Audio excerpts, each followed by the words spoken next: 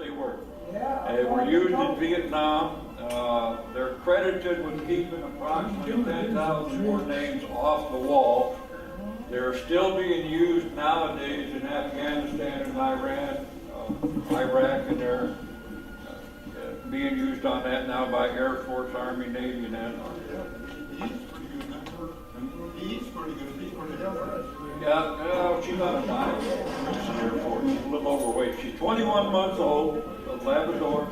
Labs were used mainly as trackers during Vietnam there, where if they have a firefight and they would have the labs and they would track the person back, see if they could find him and take care of him. I'm strictly a sentry dog handler. In other words, basically my dog only wanted to do one thing. He wanted to find you and he wanted to bite you.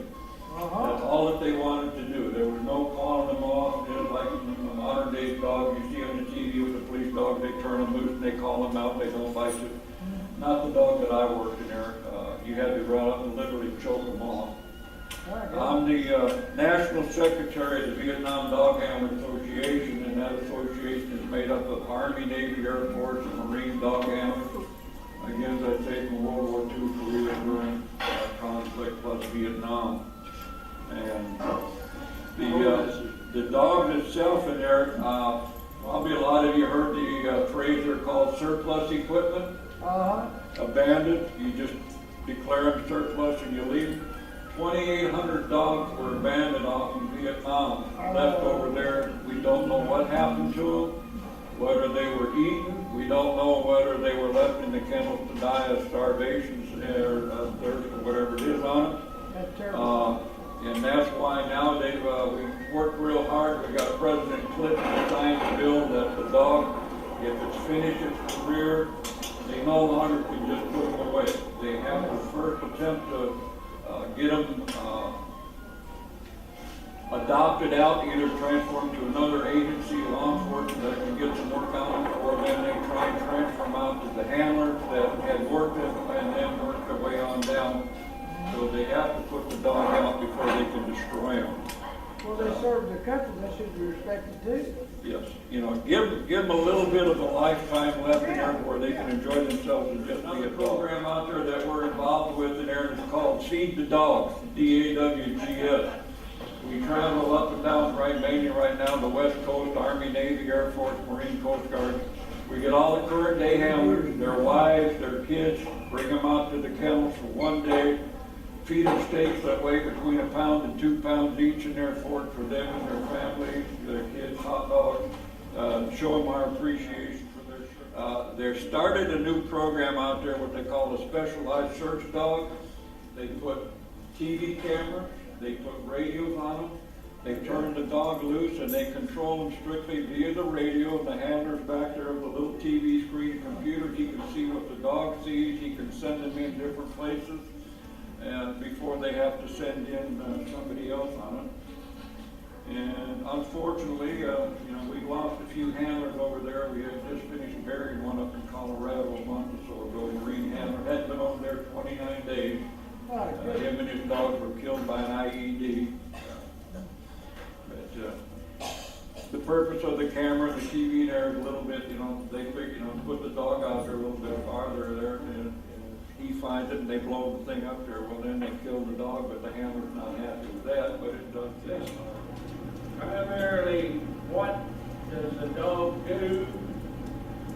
The Air Force sentry dogs guarded the base perimeter. They were the first line of defense outside the wire or in front of the machine gun bunkers to detect the Viet Cong and VC coming out of the base. They also guarded. What warning did they give them? Basically, it's a very short warning. But it was an early enough warning to where the handler could alert the base perimeter people back there. Wake them up. And they could then be ready to repel any attack. In the park or what? Well, normally in there, we tried not to have the dog bark too much, mainly in there for his ears would pop up and it would become a gun sight. Okay. And you just look down between his ears, watch whatever it is on it, and he would let you know that somebody's out there. So he Oh, pointed, okay, he pointed that's to what it. I was interested in, Yeah. Mainly how that- they let you know, Strictly by his actions, they would just okay? freeze on out, look out there. Some dogs would bark, they would lunge out there, let you know that you had it out there. You'd have to go out and do a little more walking, get a little closer to them to determine exactly what it was. If they were used as a scout dog by the Army, they were the point man on the patrol.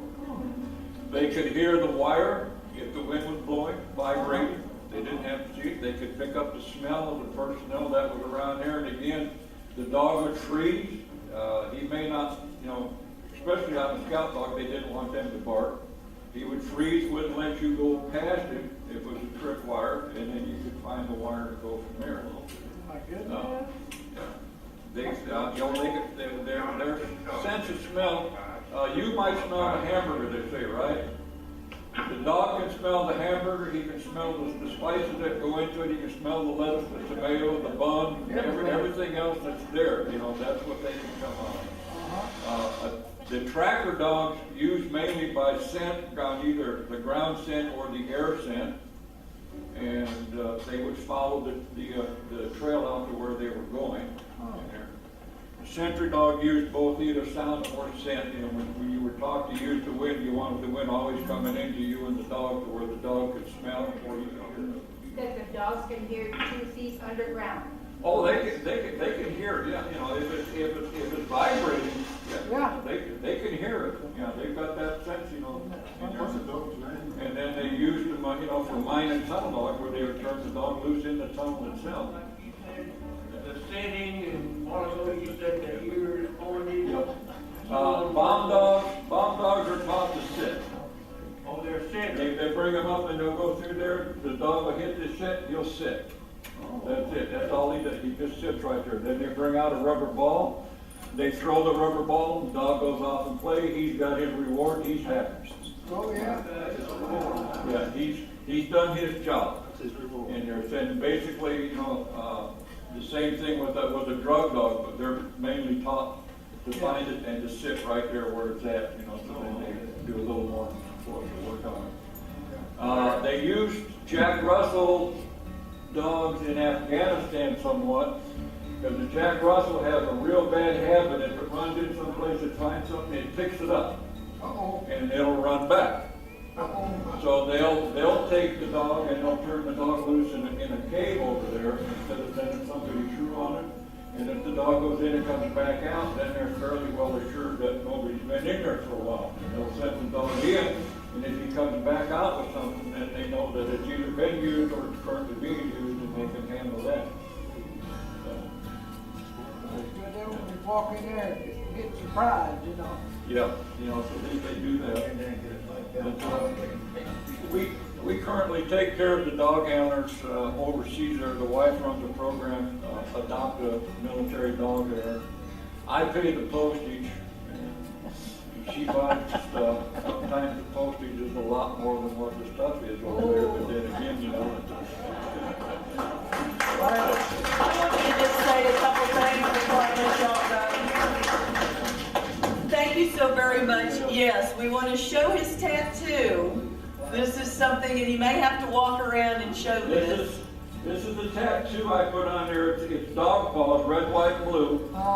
I have Shadow 170F that I worked in 64 to 66 in the Philippines, and I've got Prince 323H that I worked in Germany from 64 to 60. Prince, the Shadow was 62 to 64, Prince was 64 to 66, and then Thor, S497, I worked him in Thailand, 72 to 73. So I just, as a memorial, I tattooed myself over cross. I carry my boys with me all the time. My heart lies in the Philippines for the first one in there that I ever worked back in the That's just started all these tattoos while you were in the Navy, didn't you? Yeah. Some of those tattoos in the Navy, didn't you? No, I was 67 years old when I got this one. You're past the kids stage. Well, I was way past the kids stage. That's why they asked me I never got one when I was in the service. I just waited until I got out afterwards. Well, this is Vernon Anderson. I don't know if all of you got to hear his name. Vernon Anderson. He and his lovely wife Sharon came down from Cheyenne, Wyoming. They're actually on their way to San Antonio, Texas right now for a Vietnam Dog Handlers reunion. They do this now. You guys meet once a year? Once every year now, yeah. Once every year they meet. So if any of you would like to get involved with the Vietnam Dog Handlers Association or keep up with it, they have a website. He is the secretary for the Vietnam Dog Handlers Association, and that website is VDHA.us. VDHA.us. And we'll leave some brochures up front with Judy if you guys want to get that information. But they are headed to San Antonio. Like I said, they made this trip from Cheyenne, Wyoming, so I'm excited to have them here. I picked them up at the truck stop, so you know, you gotta watch what you pick up at the truck stop. But good friends of mine, if you ever want to hang out at the truck stop, we're usually there. So thank you guys so very much. Do what? I used to be a truck driver too. All right, that's what we like. But guys, thank you so much, and thank you to Vernon and Sharon for coming out and visiting with y'all. Thank you. I thank you for your service. Thank you for coming. Appreciate it.